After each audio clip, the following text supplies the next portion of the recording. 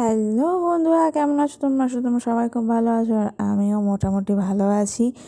তোমরা তো জানোই আমার শরীরটা খারাপ। আমার শরীর ঠিকই হচ্ছে না বিকজ ঠান্ডা না, যেহেতু এখন ঠান্ডা গরম, মানে দিনের বেলা গরম রাতের বেলা ঠান্ডা, ওই জন্য আমার ঠান্ডাটা কিছুতেই কমছে না। আর এইটা হচ্ছে সরস্বতী পুজোর দিনের ভিডিও, মানে সরস্বতী পুজো মানে 23শে জানুয়ারির ভিডিও। আমি ফেব্রুয়ারি মাসে দিচ্ছি, কিছু করার নেই। আমি ভয়েস দিতে পারছিলাম না কারণ আমি কথা বলতে পারছিলাম না। তো আমি প্রথমেই চলে গেছিলাম শানুর সাথে রাত 10টার সময় ভারতী স্কুলে, আমাদের রানাঘাটে ভারতী স্কুলে। সেখানে থিম ছিল এবার দেশের একজন বিপ্লবী নেতাজিকে নিয়ে একটা থিম করেছিল। ভীষণ ভীষণ সুন্দর হয়েছিল, নেতাজির আত্মজীবনীটা তুলে ধরেছিল। সেই থিম দেখতে দেখতেই চলে এলাম ঠাকুর দর্শন করার জন্য। আর ঠাকুরের কাছে এসে আমি তো অবাক, কারণ ঠাকুরটা ছিল ফল দিয়ে। পিছন দিকে রয়েছে আনারস, আরও অনেক রকমের ফল দিয়ে তৈরি করা হয়েছিল ঠাকুরের মূর্তিটা। সাইডে ছোট প্রতিমাও ছিল, যেহেতু এটা হচ্ছে মডেল। সাইডে আরও ছোট প্রতিমাও ছিল যেটাতে পুজো করা হয়েছিল। ভীষণ সুন্দর ছিল থিমটা, আমার ভীষণ পছন্দ হয়েছে। আমার সাথে যাদের শানু ছিল, শানুরও খুব পছন্দ হয়েছে। আর প্রতিটা জায়গায়, মানে যেখানেই যাচ্ছে নেতাজিকে নিয়ে, নেতাজির অনেক কিছু লেখা ছিল, যে লেখাগুলো খুব ভালো লেগেছে আমার। আমি অনেকক্ষণ ছিলাম, আমি আর শানু ওখানে দাঁড়িয়ে। আমার পিছনে দেখতে পাচ্ছ কিছু লেখা রয়েছে, এই লেখাগুলো খুব সুন্দর ছিল, দাঁড়িয়ে দাঁড়িয়ে পড়ছিলাম।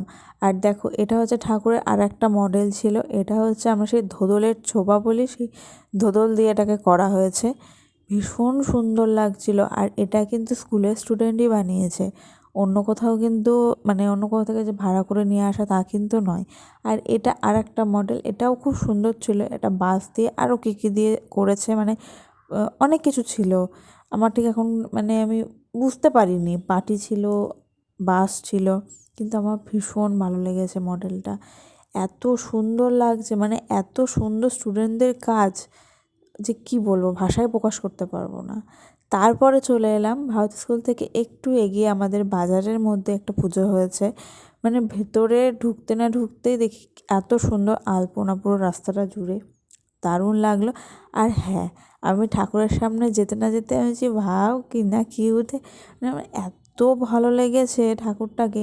মানে এত বড় যে পুজো হয় আমি জানতাম আমাদের শুধু রানাঘাটের দেচৌধুরী পাড়ার দিকেই হয়, কিন্তু যে দেচৌধুরী পাড়া ছাড়াও যে বাজারে এত সুন্দর ঠাকুর পুজো হয় আমি জানতাম না। ঠাকুরটা কিন্তু বেশ বড় ছিল, মানে ছোটোখাটো না, অনেকটা বড় ছিল। আমার খুব ভালো লেগেছে। আমি আর শানু ওখানে অনেকক্ষণ দাঁড়িয়েছিলাম, ছবি তুলছিলাম ঠাকুরের, ও ছবি তুলছিল, ভিডিও করছিল। আর এখান থেকে বেরিয়ে এবার যাব আমরা হচ্ছে রথতলা বাস স্ট্যান্ডে, এই কিউট কিউট সরস্বতীকে দেখার জন্য। আর এই সরস্বতীটা কিন্তু ছিল 12 ফুট লম্বা। হ্যাঁ, 12 ফুট লম্বা সরস্বতীটা ছিল, কিন্তু আমার খুব ভালো লেগেছে, কিউটসা কিউটসা। সবাই যখন বাড়ি ফিরে চলে আসছে, মানে সারাটা দিন তো সবাই বেরিয়েছে, ঘুরতে বেরিয়েছে, সবাই যখন বাড়ি ফিরছে তখন আমি আর শানু বেরিয়েছি একটু ঘুরতে। সবাই টায়ার্ড হয়ে গেছে, রাস্তা পুরো ফাঁকা হয়ে গেছে, তখন আমি আর শানু বেরিয়েছি। কিছু করার ছিল না, শানুর কাজ ছিল, আমারও কাজ ছিল। আমি তাতেই চলে এসেছিলাম কাজ থেকে, কিন্তু ওর তো তাতেই ছুটি হয়নি। ওর তাও 9:30টার সময় ছুটি হয়েছিল। বাড়িতে এসে রেডিমেডি হলো, তারপরে বেরোলাম। আর দেখো এত কিউট। আর বিশেষ করে তারপরে অনেকটা রাত হয়ে গেছিলো, ওই জন্য বাড়ি চলে এসেছিলাম বলে আমি আর কোনো পরে ভিডিও করিনি। আর আমরা কিছু খাইও নি রাস্তায় বেরিয়ে, কারণ কী খাবো, সব দোকানপাটও বন্ধ হয়ে গেছিলো, ওই জন্য আমি আর ভিডিও করতেও পারিনি। আজকের মতো ভিডিওটা আমি এখানে এন্ড করলাম। টাটা, ভালো থেকো।